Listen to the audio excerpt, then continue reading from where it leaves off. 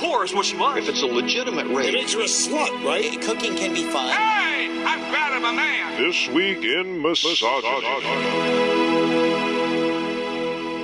Hey, did you know that abortions are reversible? Yeah, that's because they're not. That's why you didn't know that. The closest thing we have to abortion reversal is fuck again.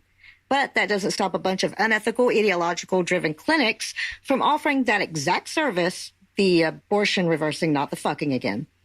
So to be clear here, we're not talking about sewing the fetus back up $6 Million Man style and sticking it back in there.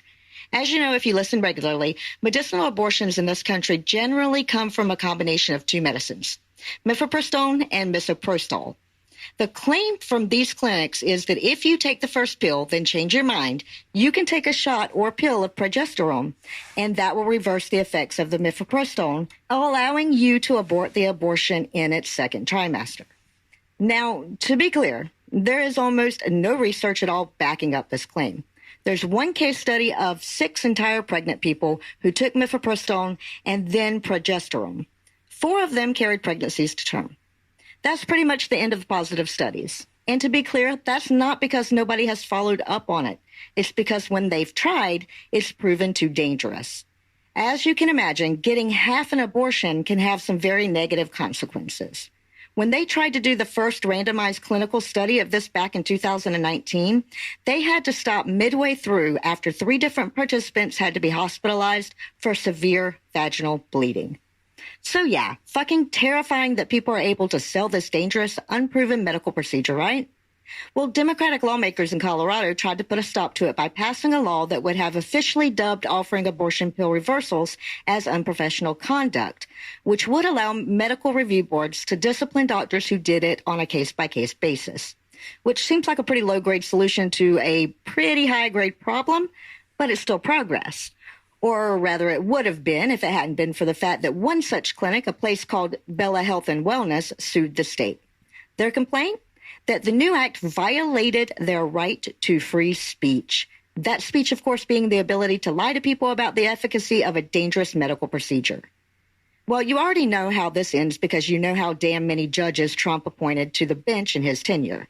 That's right, a judge agreed with this horseshit claim, and as of now, Bella is still allowed to lie to their patients. In the same decision, that same judge struck down the part of the law that would empower the state's consumer protections agencies to punish clinics like Bella for advertising the fact that they offered emergency contraception and abortion services when they didn't, which is a thing these clinics do constantly. Now, this is an injunction, not a decision, but the injunction is so broad and baseless that I think it all but tips the judge's hand in terms of ultimate outcome. Which is all the more fucked up when you consider how little these very same crusaders care about free speech when it works against them. To wit, despite the glaring lack of evidence that this shit works, there are more than 12 states that have passed laws forcing doctors to tell their patients abortions are reversible, which they aren't. So they're fighting to protect the right to force doctors to lie about the efficacy of a dangerous, ineffective procedure in the name of free fucking speech. So yeah, thanks to Alan, who was the first who sent us this story at scathingnews@gmail.com, and thanks to George Orwell and Margaret Atwood for doing all they could to warn us. And with that, I'll wrap things up and hand you back over to Noah, Heath, and Eli.